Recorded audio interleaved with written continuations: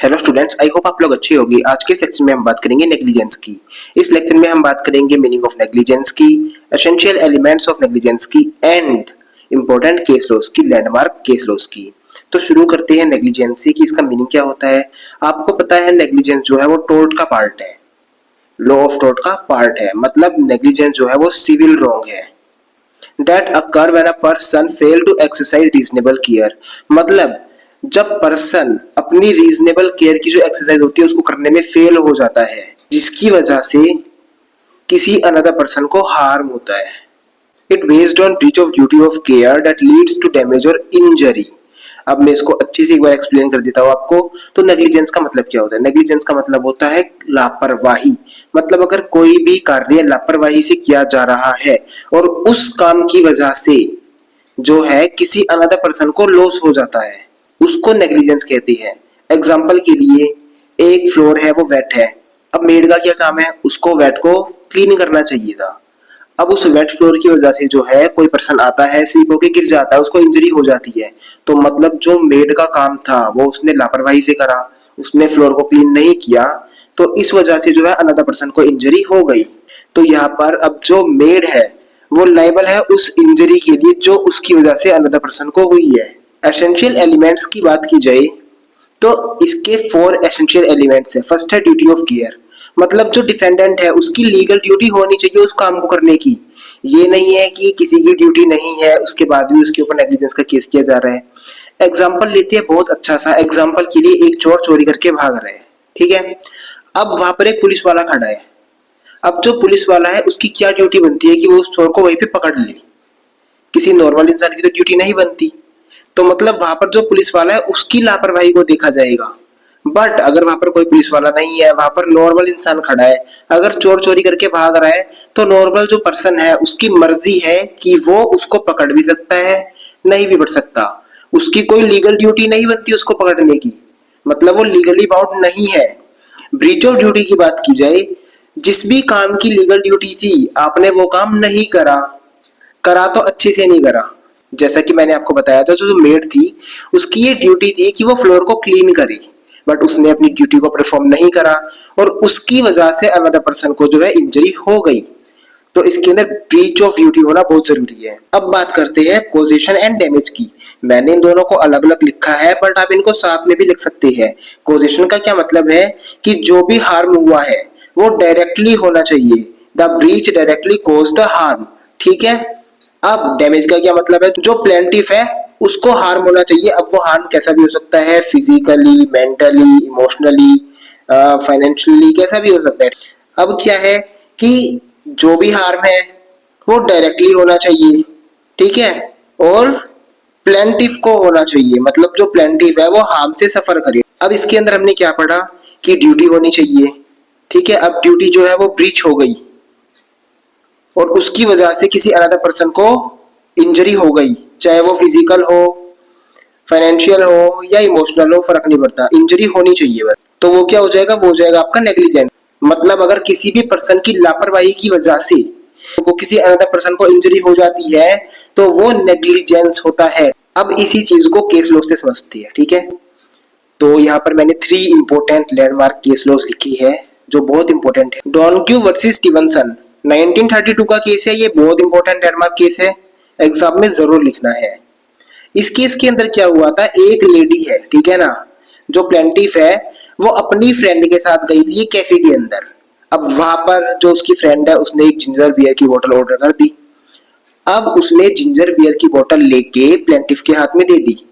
अब जो लेडी है, जो प्लेंटिफ है, उसने उस बियर को अप्रोक्सीमेटली हाफ पी लिया, ठीक है, हाफ बोतल उसने पी ली। अब जो बची हुई बियर थी उसने उसको ग्लास में पोर किया एक। उसने देखा कि उसके अंदर एक डीकम्पोज्ड स्नेल है। अब ये सब देखने के बाद उसको स्टमक पेन हुआ और उसकी तबीयत खराब हो गई। अब यहाँ पर बात ये आती है कि इसके लिए लायबल कौन है, केस किसके ऊपर किया जाए। शॉपकीपर की बात की जाए तो उसके ऊपर कर नहीं सकते क्योंकि उसके साथ डायरेक्ट कॉन्ट्रैक्ट हुआ नहीं था, क्योंकि जो बियर बोतल थी वो तो उसकी फ्रेंड ने बाई की थी। अब फ्रेंड के ऊपर वो केस कर नहीं सकती बिकॉज फ्रेंड की कोई गलती नहीं थी। तो सारी बात जाती है मैन्युफैक्चर के ऊपर। अब जो मैन्युफैक्चर है वो कहता है कि मेरा तो इनके साथ कोई कॉन्ट्रैक्ट ही नहीं हुआ, तो मैं इनको कंपनसेशन क्यों दूंगा। तो कोर्ट क्या कहती है कि आपका इनके साथ कोई कॉन्ट्रैक्ट नहीं हुआ, बट आपको ये इंश्योर करना चाहिए था कि जो भी आपके प्रोडक्ट है वो कंज्यूमर के लिए सेफ है या नहीं है। मतलब जितने भी आपके प्रोडक्ट्स हैं आपको पहले चेक करने चाहिए थे, इंश्योर करना चाहिए था कि वो जो है पीने के लिए सेफ है या नहीं है। और जो लेडी है उसको ये नहीं पता था कि बोतल के अंदर स्नेल है, बिकॉज जो बोतल थी वो ट्रांसपेरेंट नहीं थी। तो यहाँ पर जो है मैन्युफैक्चरर को कंपनसेशन देना पड़ा था प्लेंटिफ को। बहुत इजी केस लो है, अगर आपको समझ ना आए कोई भी केस लो तो डायरेक्ट मेरे को कमेंट करो, मैं अलग से वीडियो लेकर आऊंगा पूरे केस लो के लिए। सेकंड केस लो की बात करते हैं, municipal corporation of Delhi versus Bhagwati, 1966 का केस है ये। अब इस केस के अंदर क्या होता है कि एक क्लॉक टावर होता है जो लगभग 100 साल पुराना होता है, ठीक है ना। अब वो जो क्लॉक टावर होता है वो गिर जाता है, उसकी वजह से सेवरल पीपल्स की डेथ हो जाती है, मतलब कुछ लोगों की डेथ हो जाती है। अब उन सबकी डेथ का जिम्मेवार कौन है, यहाँ पर लापरवाही किसकी थी। तो सारी की सारी बात जाती है एमसीडी के ऊपर कि जो क्लॉक टावर है उसकी कंडीशन बहुत ज्यादा पुअर थी, ठीक है। उसको मेंटेन करने का काम था म्युनिसिपल कॉर्पोरेशन का, जो उन्होंने सही से नहीं किया। और उनकी लापरवाही की वजह से उन लोगों की जान गई है, उनकी लापरवाही की वजह से जो क्लॉक टावर है वो गिरा है। अब जजमेंट किया इसके अंदर, the supreme court of India held the municipal corporation liable for negligence. मतलब जो सुप्रीम कोर्ट ऑफ इंडिया है उन्होंने जो है म्युनिसिपल कॉर्पोरेशन को लायबल ठहराया नेग्लिजेंस के लिए, क्योंकि जो क्लॉक टावर था उसकी जो रिस्पॉन्सिबिलिटी थी, उसका जो कंट्रोल था वो एमसीडी के हाथों में था, ठीक है। It was not maintained properly which led to the collapse. मतलब उन्होंने क्लॉक टावर को प्रॉपरली मेंटेन नहीं किया और उनकी वजह से, उनकी लापरवाही की वजह से वो क्लॉक टावर गिर गया, ठीक है। The collapse was foreseeable and the municipal corporation fail in its duty of care. मतलब इसके अंदर क्या हुआ था कि जो म्युनिसिपल कॉर्पोरेशन है वो अपनी ड्यूटी को परफॉर्म करने में फेल हो गई। अब इस केस के अंदर आपने क्या देखा कि इनकी लीगल ड्यूटी भी थी, ठीक है, इन्होंने अपनी लीगल ड्यूटी को ब्रीच भी किया और उसकी वजह से कॉजेशन एंड डैमेज हुआ, डायरेक्ट हार्म हुआ। This case establish the rule of strict liability for public authorities. मतलब ये जो केस है ये एस्टैब्लिश करता है the rule of strict liability for public authorities को। मतलब if they fail to maintain public structure and people get harmed, they can be held responsible। मतलब अगर कोई भी पब्लिक अथॉरिटी है उसका अगर काम है, ठीक है, अगर वो अपना काम सही से नहीं करती, अपनी लीगल ड्यूटी को सही से परफॉर्म नहीं करती, तो उनको भी लायबल ठहराया जा सकता है। तो ये केस आपका बहुत ज्यादा इंपॉर्टेंट है। नेक्स्ट केस की बात करते हैं, Ramesh Kumar Nayak versus union of India, 1994 का केस है ये, ओके। ये भी इंपॉर्टेंट है। इस केस के अंदर क्या हुआ था, रमेश कुमार नायक है वो जा रहे थे जनरल पोस्ट ऑफिस के पास से। अब जो वहां की दीवार थी वो उनके ऊपर गिर जाती है, जो वॉल होती है उससे उनको इंजरी होती है। अब जो वहां के लोकल पीपल्स है उन्होंने पहले भी बहुत बार इस चीज की कंप्लेंट की थी कि ये जो वॉल है ये काफी कमजोर हो गई है, ठीक है, इसकी कंडीशन काफी खराब है और इसको रिपेयरिंग की जरूरत है। बट वहां पर गवर्नमेंट ने उनकी बात नहीं सुनी, जिसकी वजह से ये इंसिडेंट हो गया। He got injured and claim that the wall was already in bad condition. मतलब वो इंजर्ड हो गया रमेश कुमार नायक, और उसने ये क्लेम किया कि जो वॉल है उसकी कंडीशन बहुत ज्यादा खराब थी, जैसा कि मैंने आपको बताया। But the authorities ignored warning to repair it. मतलब जो अथॉरिटीज थी उन्होंने इस चीज को इग्नोर किया। मैंने जैसा कि आपको बताया था कि पहले भी इस चीज की कंप्लेंट हुई थी कि वॉल काफी खराब हो चुकी है, उसको रिपेयर की जरूरत है, बट जो अथॉरिटीज थी उन्होंने इस चीज को इग्नोर किया, ठीक है।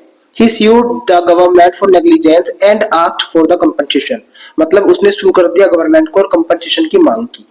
अब कोर्ट ने क्या कहा इस चीज के अंदर, the government was responsible for maintaining the wall. मतलब जो गवर्नमेंट है हाँ वो रिस्पॉन्सिबल है वॉल को मेंटेन करने के लिए। Since they ignored warning about it's poor condition that collapse was their fault. मतलब जो गवर्नमेंट है उनका फॉल्ट है, यहाँ पर उनकी वजह से कोलैप्स हुआ है, बिकॉज उन्होंने उस चीज को इग्नोर किया, ध्यान नहीं दिया एंड वॉल को रिपेयर नहीं करवाया।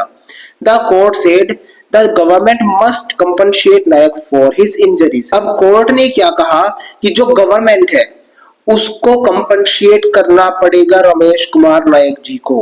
मतलब प्लेंटिफ को कंपनसेशन प्रोवाइड करवाना होगा। व्हाई इट इज इंपॉर्टेंट, ये वाला केस इंपॉर्टेंट क्यों है? This case show that the government must take care of public structures. मतलब जैसा कि मैंने पहले बताया था गवर्नमेंट की रिस्पॉन्सिबिलिटी बनती है कि वो पब्लिक स्ट्रक्चर की टेक केयर करे। अगर वो जो पब्लिक स्ट्रक्चर है रिपेयरिंग की जरूरत है तो रिपेयर करे उनको time to time. If they fail to maintain them and people get hurt they can be held legally responsible. मतलब अगर गवर्नमेंट की वजह से, उनकी लापरवाही की वजह से कोई भी इंसिडेंट हो जाता है और उससे लोगों को तकलीफ होती है, इंजरी होती है, तो उसके लिए गवर्नमेंट रिस्पॉन्सिबल होगी। तो ये केस आपका बहुत इंपॉर्टेंट था। आज के लेक्चर में बस इतना ही। बहुत इजी वे में मैंने आपको समझाया है। अगर आपको फिर भी कोई भी डाउट है तो आप डायरेक्ट मेरे को कमेंट करो एंड आपको 100% रिस्पॉन्स दिया जाएगा। आज के लिए बस इतना ही। नेक्स्ट लेक्चर में मिलते हैं एक नई वीडियो के साथ। तब तक के लिए टेक केयर, बाय बाय।